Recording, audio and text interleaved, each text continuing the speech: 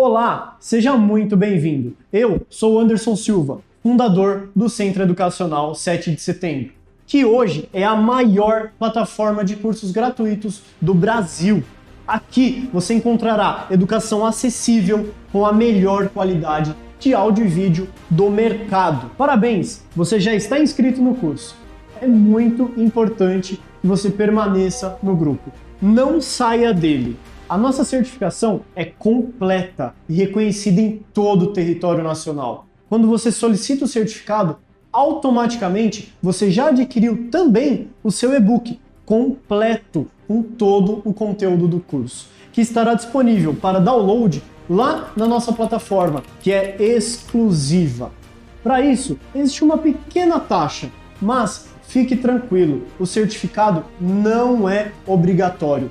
Todas as aulas são 100% gratuitas. Depois, dá uma conferida lá na imagem do grupo, pois lá temos todos os prazos. Não sabemos quando haverá uma nova turma desse curso. Então, aproveite a oportunidade. Que Deus te abençoe.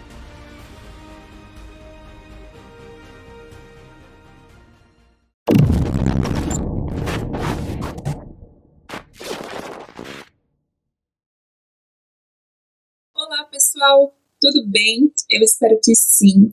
Para quem não me conhece ainda, eu sou a professora Jéssica Lemos, eu faço parte da equipe do Centro Educacional 7 de Setembro e hoje nós iniciamos o nosso curso de cromoterapia, um curso que vocês pediram bastante.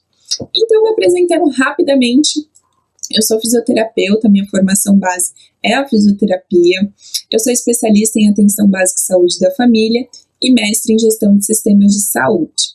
Eu deixei aqui no cantinho para vocês o meu Instagram, o Instagram do SES e o Instagram da professora Jéssica Giuliotti. O meu é @reabilitajá, o da professora Jéssica Giuliotti é @Jéssica Giuliotti e o do SES é @SES Setembro. Então segue todo mundo lá, fique por dentro das novidades, tá bom? Então, vamos começar esse curso, não é mesmo? Eu separei aqui o conteúdo programático, então nessa primeira aula nós falaremos sobre a história da cromoterapia, então como começou, de onde surgiu, nós iremos abordar um pouco sobre isso. A segunda aula será a explicação das cores, então por que o vermelho, por que o azul, o que cada cor reflete no nosso corpo, qual o efeito, então nós falaremos isso na segunda aula. A terceira aula será uma aula de aplicação da técnica, então como utilizar a cor no meu dia a dia, será que eu posso utilizar na roupa, será que onde que eu utilizo a cor. A quarta aula será sobre cromoterapia nas práticas integrativas e complementares em saúde. Então vocês viram que a minha formação é bem voltada à saúde pública e não tem como falar de cromoterapia e não lembrar das práticas integrativas. Então nós também aprenderemos sobre isso. E a quinta aula é uma aula de perguntas e respostas. Então vão comentando aí para que na quinta aula eu responda as perguntas para vocês. Combinado? Então, começando aqui a história da teoria das cores, a mais antiga, o primeiro cara que falou sobre teoria das cores foi Aristóteles. E ele concluiu que as cores eram uma propriedade, fazia parte do objeto, era uma propriedade daquele objeto. Assim como o peso, como a matéria, o material, a textura, elas também tinham cores. Então, ele deixou isso concluído, dentro aí do seu legado. E o estudo das cores, ele também é influenciado por aspectos psicológicos e culturais. Então, a sua vivência, as suas crenças, o seu estado emocional, a sua saúde mental, isso também vai impactar diretamente aí nos aspectos psicológicos e culturais quando a gente fala em relação à influência das cores na nossa vida e no nosso dia a dia, tá? Dando continuidade aqui em 2800 a.C., faz um tempo, de acordo com o Dr. Paul, ele fala no livro dele que os tratamentos médicos pensando na utilização das cores, foram iniciados no Egito. Então, foram lá que começaram essa questão de tratar com cor. E como era feito isso, né? Os sacerdotes médicos tratavam os doentes utilizando as cores de flores e pedras. Então, eles extraíam através de flores e pedras para que realizasse os tratamentos. Eu coloquei aqui uma figura, deixa eu colocar aqui o laser, aqui para que a gente pudesse imaginar um pouquinho de como eram feitos esses tratamentos, então acredito que seja realizado dessa forma, tá? Que uma pessoa é doente, e aqui provavelmente eram esses sacerdotes médicos realizando o atendimento, tá? E lembrando também, né, que as roupas, as paredes também tinham uma tintura, eles escreviam também nas paredes com tintas, enfim, e podiam vir aí dessas flores e dessas pedras, tá? E aqui, dando sequência, esse carinha aqui, Albert, ele fala que, além dos egípcios, os gregos também utilizavam as cores com fins curativos. Então, além dos egípcios, os gregos também começaram aí essa caminhada para o tratamento das cores, tá? Albert, ele foi um ganhador de um prêmio Nobel e ele fez muitas experiências cromáticas, muitas. E ele trouxe alguns resultados importantes para o nosso dia a dia, para a nossa prática. E ele fala na sua pesquisa que ele expôs algumas enzimas e hormônios a diferentes tipos de cores. E ele verificou que a cada cor que ele expunha aquela enzima e aquele hormônio, causava mudanças e alterações diferentes. Então esse foi um ponto bem marcante quando a gente pensa nos resultados da pesquisa de Albert. A exposição das enzimas e dos hormônios a diferentes cores e as reações diferentes que os resultados apresentaram, tá? Na história da teoria das cores no século XVII, nós temos Isaac Newton. Isaac, ele descobriu, né, a cor através da luz. Então aqui ele fala que ele utilizou de um prisma, que é esse vidro aqui, né, com um quadrado assim. Tem aqui melhor para vocês observarem, ó. Ele fala que através desse espectro visível, quando ele coloca um feixe de luz, ocorre uma dispersão dessa cor. Então aqui nós conseguimos observar, né, que tem um feixe, uma fenda, e que está entrando a luz. A partir do momento em que ele bate aqui nesse prisma, que ele reflete, ocorre a dispersão da luz com cores. Então ele fala que as cores vêm através desse reflexo nesse prisma, tá? Então ele diz, Isaac Newton, que as cores vêm através disso. E aqui o cientista Goethe, o alemão não é muito bom, gente, estabeleceu alguns aspectos fisiológicos das cores. E esses conceitos vêm das cores primárias e secundárias que ele traz no livro A Teoria das Cores. Então, as pesquisas deles duraram mais de 40 anos, durou, né, um tempo muito considerável, foram pesquisas consolidadas. E ele traz o quê? Que o vermelho tem propriedade estimulante no nosso organismo, que o azul, ele acalma, o amarelo provoca sensações de alegria e o verde traz uma sensação de repouso, é repousante. E que a intensidade do efeito vai depender da intensidade dessas cores. Então, às vezes, se você coloca só uma blusa verde, né, isso vai te trazer uma sensação ali de repouso, ou uma parede verde. Agora, se você entra num quarto que é todo verde, isso vai causar um efeito diferente. Talvez não cause totalmente essa questão do repouso. E sempre lembrando, né, como eu falei lá no começo, as cores vão ser impactadas diretamente pela nossa questão emocional, psicológica. Então, tem gente que vai entrar no quarto verde e vai adorar. Tem gente que vai entrar e vai falar, não gostei. E isso a gente vai discutir mais pra frente na psicologia das cores, tá bom? E aqui, né, com o tempo de trabalho dele, ele desenvolveu essa roda criada aí que a gente fala com as cores secundárias e primárias. Então ele fez essa pintura lá durante as pesquisas deles em 1810, tá bom? E aqui, dando continuidade, Leon, ele fala que as cores estão relacionadas aos 4 elementos. Então ele diz que são 4 cores principais, que é o cinza, o vermelho, o azul e o verde.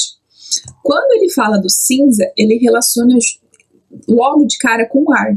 Então, quando ele pensa nos 4 elementos, ele somatiza o cinza com o ar. Quando ele pensa no vermelho, ele pensa no fogo. Então, ele juntou aí o vermelho com o fogo.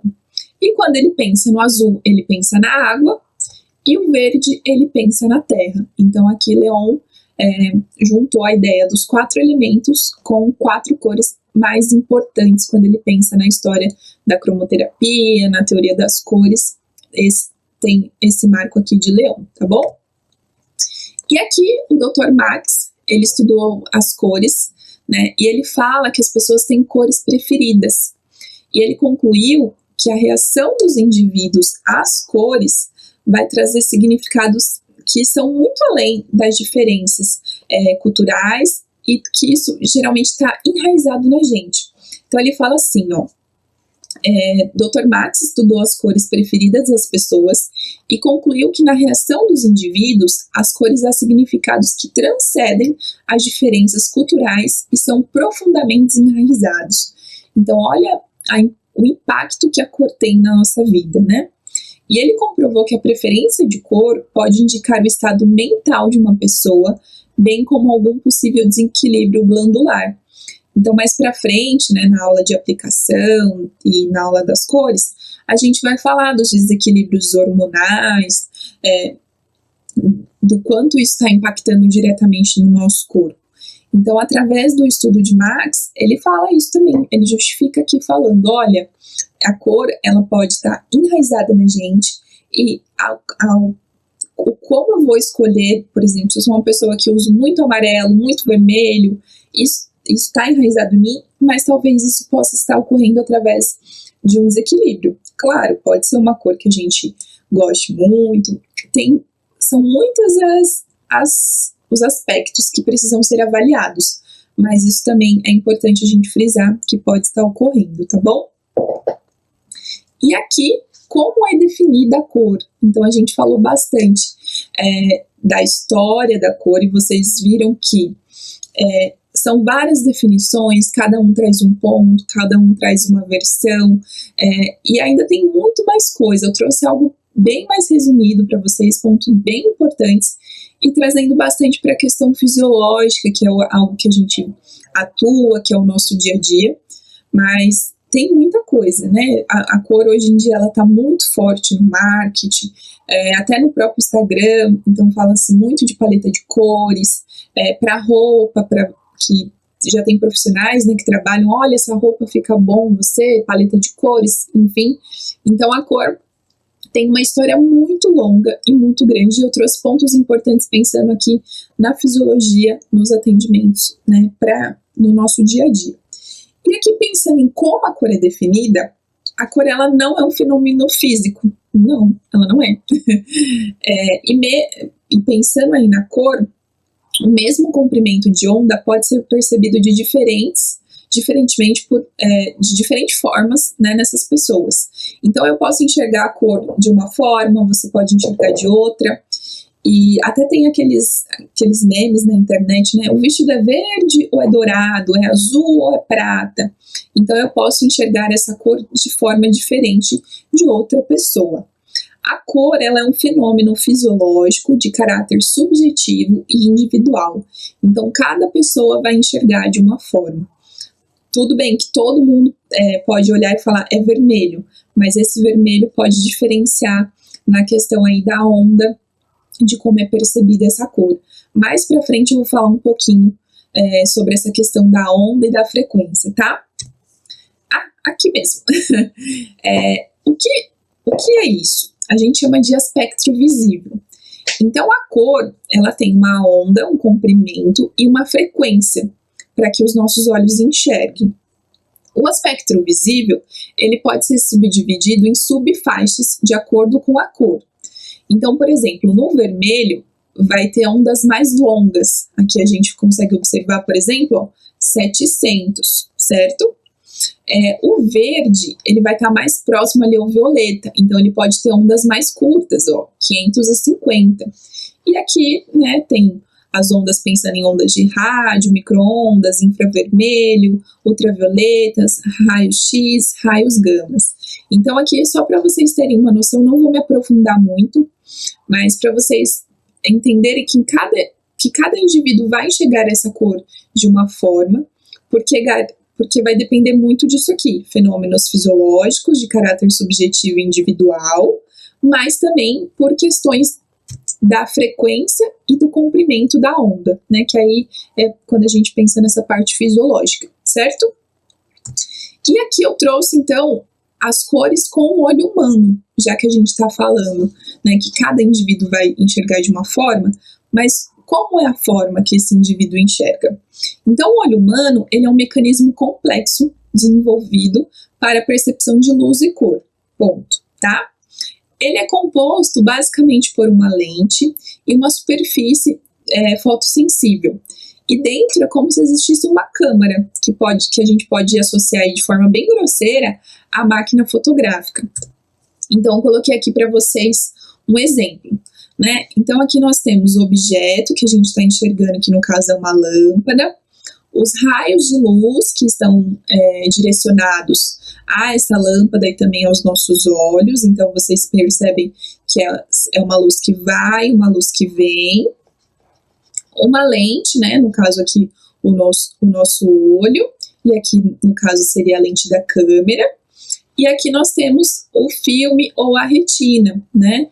Então aqui vocês percebem também que a lâmpada ela está ao contrário, ela fica de ponta cabeça, e eu vou explicar isso para vocês. Então como que os nossos olhos funcionam? Primeiro ponto, a luz atravessa a córnea e chega à íris, onde a pupila controla a intensidade a ser recebida pelo olho. Então, aqui a gente consegue observar a pupila, né? Então, a luz chegou ali, chega na nossa pupila e na nossa íris, ó, certo?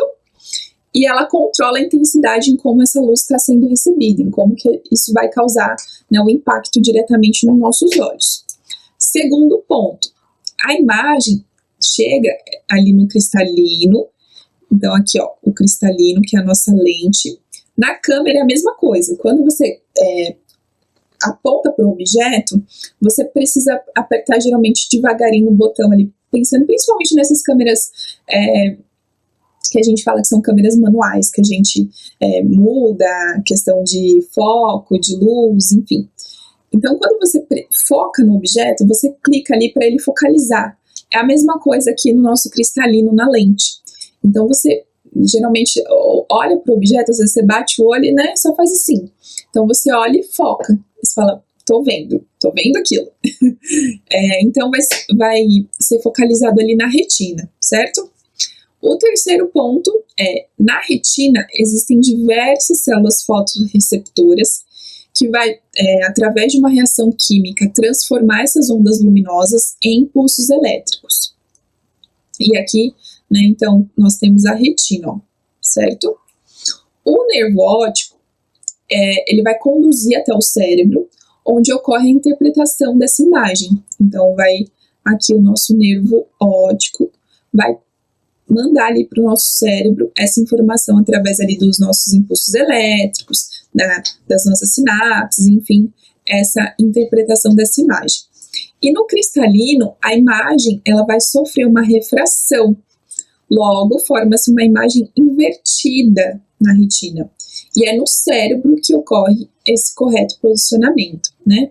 Então aqui nós temos a maçã de ponta cabeça e aqui a maçã como num primeiro momento a gente está observando, tá?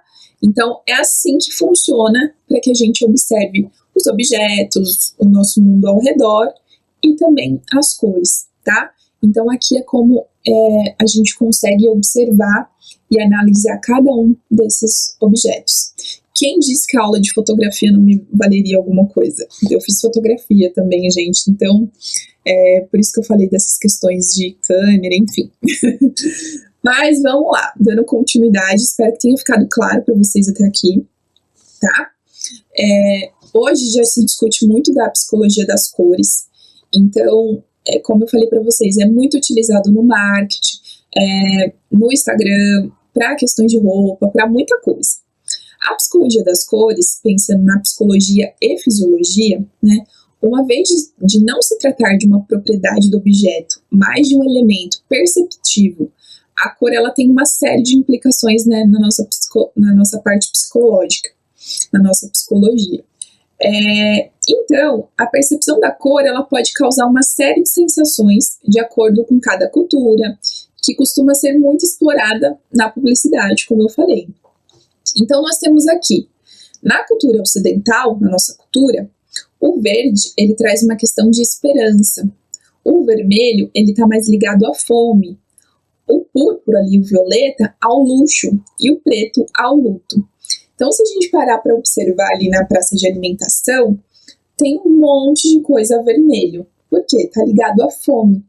Então, mesmo que você não esteja com fome, você chega na praça de alimentação do shopping, você vê aquele monte de negócio vermelho e amarelo, já vai começando ali te instigar. Você fala, talvez um lanchinho, né? Talvez alguma coisa. Então, tudo isso é jogada psicológica, jogada de marketing para incentivar a compra, ao consumo, para que venda o produto. Então, a cor, você pode começar a vender o seu produto, pensando aí, vamos supor, né, quem está fazendo esse curso geralmente é aqui da área da saúde. Então, quando você for pensar na cor para o seu estabelecimento, do seu Instagram, no seu cartão de visita, enfim, você já pode pensar nesses pontos. O que você quer vender para o seu cliente, né? O que você quer entregar?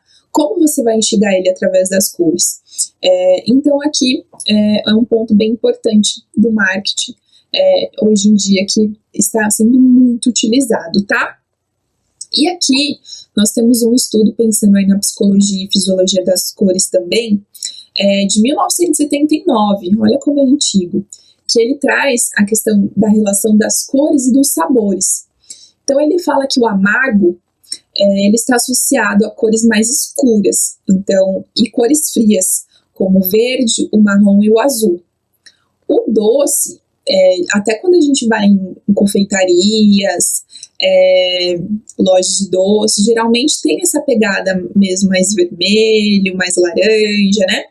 E ele fala que o doce está associado a cores quentes, então, e vibrantes, como o vermelho, o laranja e o rosa, tá? O salgado, ele está associado a cores frias e claras, como o azul e o cinza. E o ácido, eu acho que esse ficou bem visível pra gente, né? Quando a gente vê algo assim mais cítrico, que a gente compra, a gente já espera que venha numa embalagem verde, amarela, né? Então ele fala que o ácido está associado a tons amarelos e esverdeados mais claros, tá? E aqui vai ocorrendo, claro, as variações. E ele também fala da temperatura no estudo dele.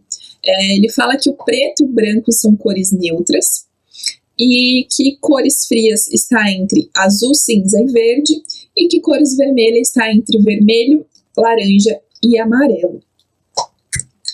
E aqui também temos a preferência de cor por faixa etária. É um estudo de 1976, um pouco antigo, e ele fala que de 1 a 10 anos a gente prefere, por exemplo, cores puxadas ali para o vermelho. De 10 a 20 anos, laranja. De 20 a 30 anos, amarelo. De 30 a 40 anos, verde. De 40 a 50 anos, ali um azul. E de 50 a 60 anos, um lilás. E de 60 anos, um roxo. Então, por exemplo, é o que eu tô falando para vocês. Claro que tudo isso vai impactar, né, nas preferências, na vivência, na cultura, em um monte de coisas. Mas se você quer trabalhar com um público idoso, aqui já diz que de 40 a 50 anos ele gosta dessas tonalidades mais, né, escuras, mais puxada ali pro azul, pro roxo. Eu vou abrir uma clínica toda vermelha? Não, talvez isso vai causar um incômodo naquele paciente, tipo, nossa, que cor forte, né? Eles geralmente usam o termo dói os olhos. Então eu não vou utilizar essa cor. Eu vou procurar trabalhar aí na faixa etária que eu pretendo atender. Eu gosto muito de azul, então talvez eu já esteja aí nos 40, 50 na minha vivência de cores. Mesmo estando ali ainda deveria gostar muito de amarelo, mas eu gosto muito de azul. Então, isso, pensem comigo dessa forma. É uma preferência da maioria, mas é claro que vão ter os pontos isolados, certo? Então, aqui é pensando na parte de psicologia, de fisiologia, de preferência, de marketing, não tem como falar da história das cores sem puxar para esse ponto aqui de psicologia e fisiologia, tá? Eu vou deixar aqui para vocês um vídeo falando um pouquinho dessa introdução do que a gente conversou, e também vai ter um adendo aí já sobre as cores primárias, secundárias, que é algo que a gente vai falar na próxima aula, mas que é um vídeo que eu achei bastante interessante, é curtinho, tem uns 5 minutos, mas que vai fazer um resumão dessa aula, então eu achei bem interessante colocar para que vocês assistam, tá bom? As cores estão por toda parte, mas você já se perguntou no porquê de estarem onde estão? Você enxerga a mesma cor que seus amigos? Já se sentiu mais apegado em uma cor do que em outra? A teoria das cores pode te ajudar a entender o porquê. A mais antiga teoria sobre cores que se tem notícia é do famoso filósofo grego Aristóteles. Ele concluiu que as cores eram uma propriedade de seus objetos, ou seja, assim como peso, material ou texturas, eles também tinham cores, mas não era bem assim. Já um tempo depois, um cara chamado Leonardo da Vinci resolveu vasculhar mais e entender sobre as cores. Foi então que ele afirmou que a cor era uma propriedade da luz, e não dos objetos. Mais para frente, o físico inglês Isaac Newton, nos seus experimentos, estudou a influência da luz do Sol na formação das cores. Newton estudou o fenômeno da difração, que consistia na decomposição da luz solar em várias cores quando atravessava um prisma, e denominou o conjunto de cores como espectro. O experimento foi o seguinte: Isaac colocou um prisma em frente a um feixe de luz branca, e ao atravessar o prisma, a luz se separou em 7 cores: vermelho, laranja, amarelo, verde, azul, anil e violeta. Esse conjunto de cores foi denominado como espectro. Você pode chamar de arco-íris, vai. E é possível juntar as cores novamente, colocando na frente um outro prisma invertido, onde a luz branca vai ressurgir do outro lado. Outra forma de comprovação foi pintar um disco com essas cores do espectro e girar. Ao entrar em movimento, cada cor do disco se sobrepõe em nossa retina, dando a sensação de mistura. Com velocidade suficiente, o disco dá a ilusão de ficar da cor cinza ou branca. Então lembre-se, a cor não está no objeto, mas sim na luz. Então beleza, agora que você conhece os primeiros estudos, vamos para alguns conceitos básicos dos sistemas de cores. As cores são divididas em primárias, secundárias, terciárias e neutras. As primárias são separadas em 2 subgrupos, aditivas e subtrativas. As aditivas possuem como cores primárias o vermelho, verde e azul, tendo a famosa sigla em inglês RGB. São usadas comumente no meio digital. A televisão e outros displays de vídeo e o computador são um exemplo comum do uso de aditivas. No outro subgrupo, as subtrativas são usadas na mistura de pigmentos ou corantes, como nos impressos. Atualmente, as primárias mais usadas nesse meio são ciano, magenta, amarelo e o preto. Esse modelo de cores é chamado de CMYK. Agora vejamos nas cores secundárias. As cores secundárias são as cores que se formam pela mistura de 2 cores primárias.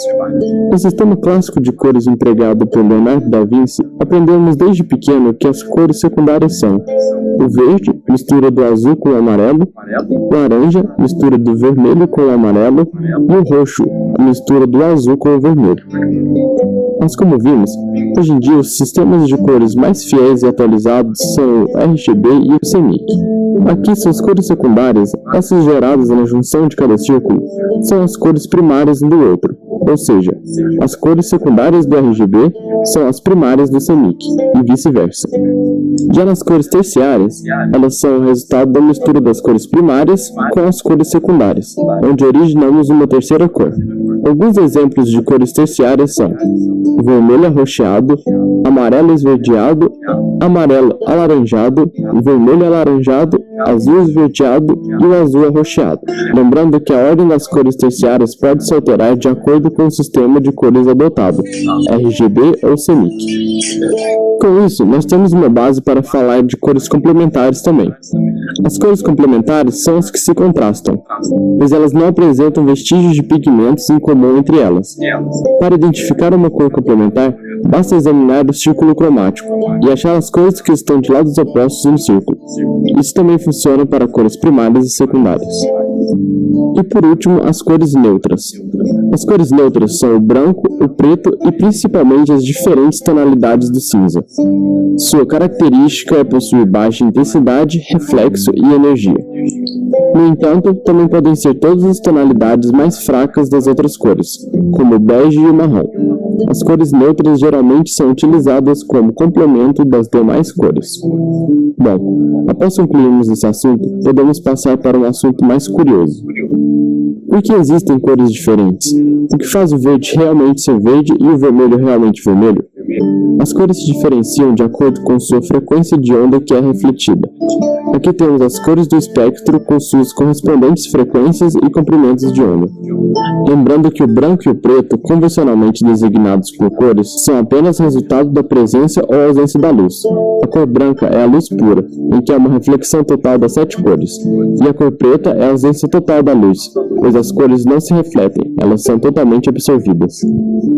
Um objeto terá determinada cor se não absorver os comprimentos de onda que correspondem àquela cor. Ou seja, para um objeto ser vermelho, ele deve absorver todas as frequências, menos a do vermelho.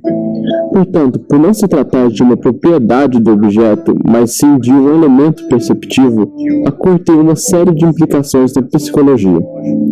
Dessa forma, cada cor provoca uma resposta diferente nos seres humanos. Mas atenção, isso varia muito de pessoa para pessoa. Cultura, idade, sexo e muitos outros fatores podem mudar a percepção de uma cor. E não tenha dúvida, as cores são poderosas e usadas estrategicamente nas criações mais inteligentes, principalmente na publicidade. Aqui temos algumas cores e quais são as principais emoções que elas trazem para as pessoas. Existem muitas, então para ver com mais calma, fizemos um post no site apenas com essa parte da psicologia das cores. Não deixe de dar uma olhada. Agora você sabe o quanto é importante pensar nas cores em suas criações, pois nem tudo é estética. Para terminar o vídeo, vamos deixar algumas sugestões de livros caso você queira adentrar ainda mais no assunto. Quem já leu outros e recomenda, deixe aí nos comentários. Muito obrigado. Até mais. E é isso, pessoal. Espero que vocês tenham gostado muito da nossa primeira aula. Espero que vocês aproveitem muito o nosso curso. Eu deixei essa frase porque eu achei que faz muito sentido, que fala: a vida tem a cor que você pinta. Então, nós iremos descobrir nesse curso qual cor eu quero pintar a minha vida, qual cor você quer pintar a sua vida. Não esquece de me seguir lá no Instagram, me marca se você gostou dessa aula. Eu sempre reposto tudo, eu gosto bastante de saber que os alunos estão participando, @reabilitajá. E até a próxima aula, até amanhã, tá bom? Tchau!